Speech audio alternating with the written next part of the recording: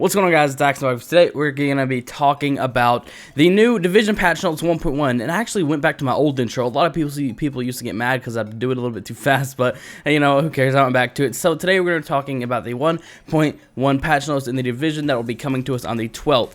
The 12th. So first off, we have this thing called Falcon Lost. Falcon Lost is a new incursion available in the Stuyvesant area. You must be level 30 and have completed the mission in General Assembly to access this mission. This encounter is balanced for 4 players with high-leveled gear. Moving on to the next order of business, we have this thing called gear sets. So gear set equipment can be found by completing the most challenging activities in Manhattan. Collecting and wearing gear sets grant powerful stat bonuses and talents. Gear sets of varying gear scores can be found for many player styles. Find the set that best suits you, and it has the 4 listed, which you'll see on screen here. And next up, we have trading. So items dropped by enemies can be shared with other players, which trading is really cool. I always love trading, like CS:GO, even Fusion Fall. Fusion Fall is probably the thing that I trade the mostest in any MMO. And you know, Fusion Fall was just, you know, it was a shit back then, guys. Items dropped by enemies can be shared with other players. Trade items by dropping them as loot from your inventory, so players in your group can pick them up.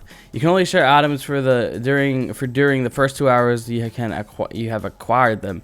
Items can only be shared with players who are currently in your group and who were also added to your group when the item wasn't originally dropped. So I guess this is just sort of a way of, you know, letting sharing weapons. It's not really trading, because I don't think you keep them with how they could sort of explained it here.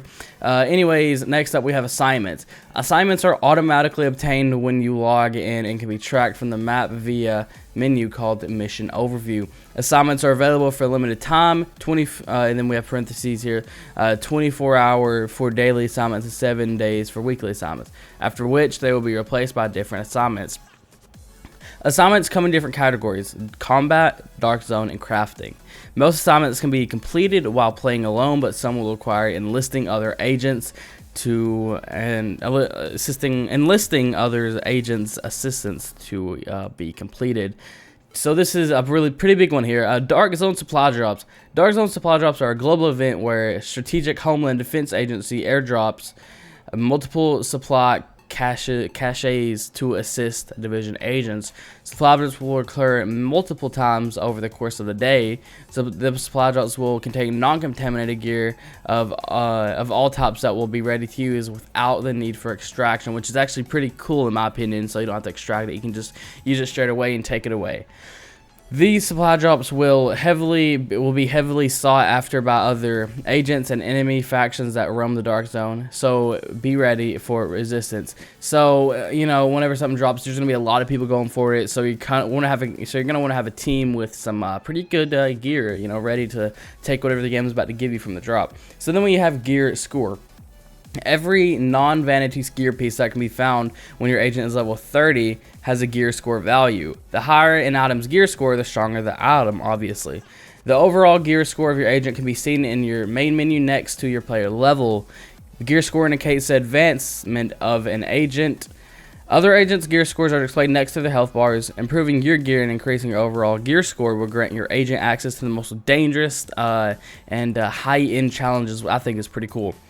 So we have Group Spectator Camera. It's kind of self-explanatory. The Group Spectator Camera lets players spectate members of their group while waiting to be revived or entire group to be down. So you know, whenever you're playing with your group and then like you die and you're just waiting to be revived, like not whenever you're in the crawling state, but whenever you actually die and you're just, you know, it's just sitting there saying waiting to be revived, and it just shows pretty much where you died. Then you can't really move around like you can in like zombies on Black Ops.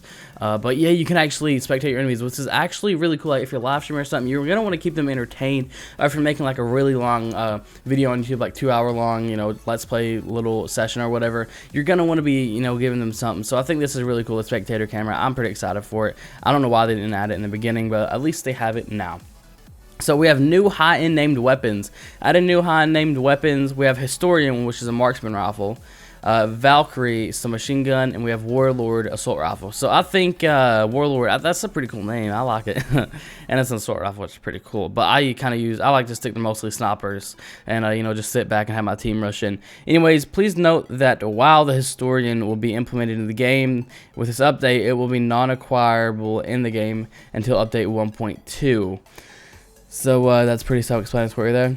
So we have gameplay. Turret skill can no longer suppress enemies NPCs, as this allowed the NPCs to be defeated too easily. Recalibrating high-end items will now cost normal credits instead of Phoenix credits. Phoenix credits have been increased to level 31 and 32 named enemies, and then there's that. So I'm moving on. We have a few more things left. We have the Dark Zone. The vendor in the church safe house will now sell items in Dark Zone funds instead of Phoenix credits, which they should have done in the first place, obviously. Rank requirements for superior and high-end quality weapon items in the Dark Zone vendors have been adjusted, and then you have that here. Added a new Dark Zone bracket for characters with gear score 160 and above, which is pretty cool. It's kind of like a more balanced matchmaking system. And then we have crafting, which it kind of shows on the screen here. I'm not exactly going to read it off because you can see it there. Pause the video if you want to look at it, but I'm not going to be reading this one. And then after that, that's actually it, guys. So hopefully you guys enjoyed this video. I know this was a lot to cover, but I'm going to cover it all because it all seemed pretty important, because it's all going to be making a little bit of a change in the game. Anyways, I did hope you guys enjoy. Once again, if you enjoy these division videos, make sure to drop a rating, rate, comment, subscribe. This has been Dax, and I'll see you guys in the next one.